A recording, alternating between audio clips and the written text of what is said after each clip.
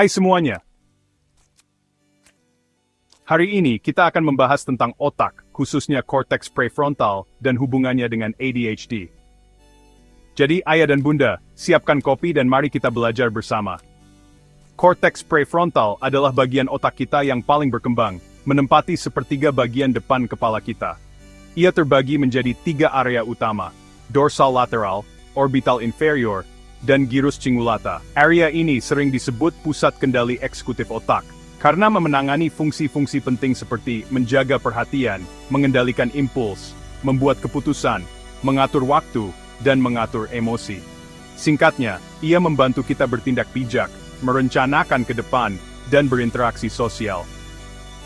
Ketika korteks prefrontal tidak berfungsi dengan baik, kita mungkin mengalami rentang perhatian yang pendek, impulsif, tidak teratur, suka menunda-nunda, kesulitan mengekspresikan emosi, dan kecemasan sosial. Masalah di area dorsal lateral sering menyebabkan masalah perhatian dan ingatan jangka pendek, sementara masalah di area orbital inferior lebih berkaitan dengan pengendalian impuls dan keterampilan sosial.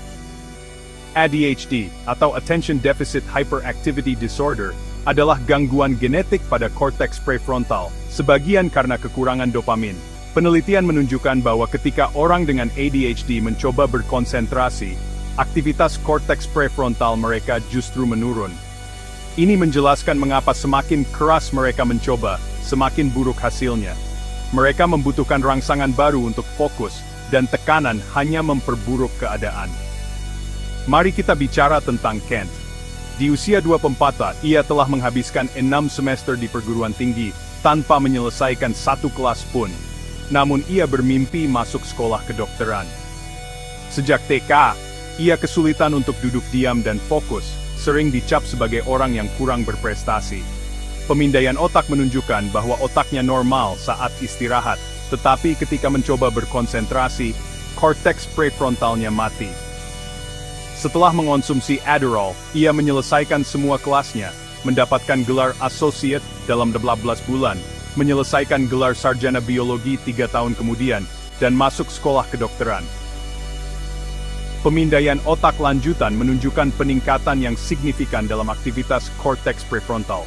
Sekarang, kita bertemu Zachary. Di usia 10 tahun, ia adalah anak yang penyayang, disayangi oleh teman-temannya. Tetapi setelah kecelakaan mobil di usia 6 tahun, kepribadiannya berubah drastis. 6 minggu setelah kecelakaan, ia menjadi agresif, menghancurkan mainannya, mengumpat, dan kehilangan teman. Setelah 2 tahun konseling dan pengobatan ADHD yang tidak berhasil, pemindaian otak menunjukkan penurunan aktivitas di korteks prefrontal kiri, korteks oksipital, dan lobus temporalnya. Diagnosisnya, sindrom pasca gegar otak kronis. Dengan perawatan yang tepat dan penyesuaian pendidikan, perilakunya mulai membaik. Jadi, apa yang bisa kita pelajari dari memahami korteks prefrontal? Pertama, banyak masalah perilaku dan konsentrasi mungkin memiliki dasar neurologis yang nyata, bukan hanya kemalasan atau kurang disiplin.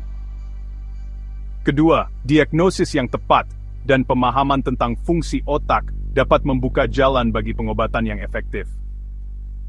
Jika Anda atau seseorang yang Anda kenal menunjukkan tanda-tanda yang telah kita bahas, kesulitan berkonsentrasi, impulsif, atau perubahan perilaku setelah cedera kepala, jangan ragu untuk berkonsultasi dengan profesional kesehatan. Terkadang, memahami cara kerja otak kita adalah langkah pertama menuju kehidupan yang lebih baik. Terima kasih telah menonton. Jangan lupa untuk like, subscribe, dan bagikan video ini kepada siapa saja yang mungkin mendapat manfaat. Sampai jumpa di video selanjutnya.